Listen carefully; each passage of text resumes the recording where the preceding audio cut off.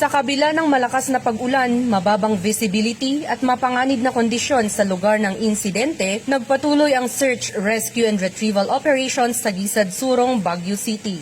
Sa pamumuno ni Police Brigadier General Erickson D. Dilag, Regional Director ProCar, kasama si Police Colonel Froiland Bill Lopez, Deputy Task Group Commander, pinangunahan ng Baguio City Police Office kasama ang iba pang mga kapulisan ng Cordillera, katuwang ang CDRRMO, Bureau of Fire Protection, Armed Forces of the Philippines, JTU Panagkaykay sa 911 On Call, Philippine Red Cross Baguio City Chapter, mga opisyal ng barangay at mga community volunteers ang tuloy-tuloy na operasyon. Sa pamamagitan ng mahigpit na koordinasyon at pagtutulungan, hindi sumuko ang mga rescuers at volunteers sa kabila ng panganib upang mahanap, ma-retrieve at ma-account ang lahat ng naapektuhan ng landslide. Sa kabuuan, 13 individual ang na-account na sangkot sa insidente. 10 ang nasawi, habang 3 ang nakaligtas, kabilang ang isang aso na matagumpay na nailigtas mula sa lugar. Sa pagkumpleto ng retrieval operation, natapos ang isang mahalagang bahagi ng emergency response. Patunay ito sa katapangan, dedikasyon at malasakit ng mga responders at volunteers na nanatili sa lugar sa kabila ng matinding panganib.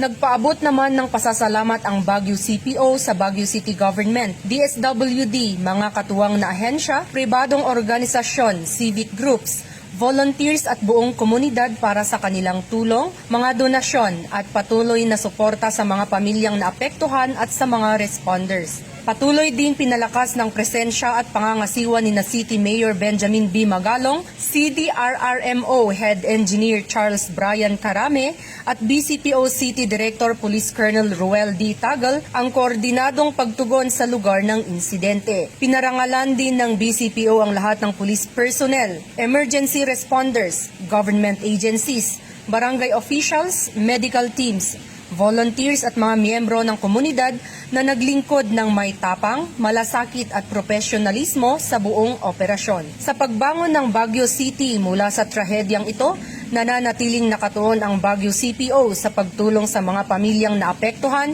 at sa patuloy na recovery efforts matapos ang Gisad Surong landslide. Bagong PNP para sa bagong Pilipinas, serbisyong mabilis, tapat at nararamdaman. Mula dito sa rehiyon ng Cordillera, ako ang inyong Police News Network Correspondent, Patrolwoman Lizelle Digman, alagad ng batas, tagataguyod ng Balitang Pulis.